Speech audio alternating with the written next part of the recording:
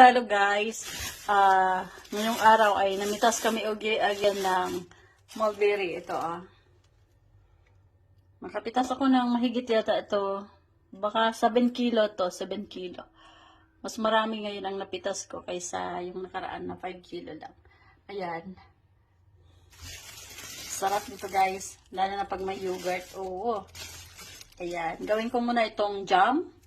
Bubuo lang siya ganyan. Linisan ko lang, tanggalin ko yung ganito. Tapos, lagyan ng, sa 7 kilo ito, so 3 baso na sugar lang ilagay ko nito. Ayan.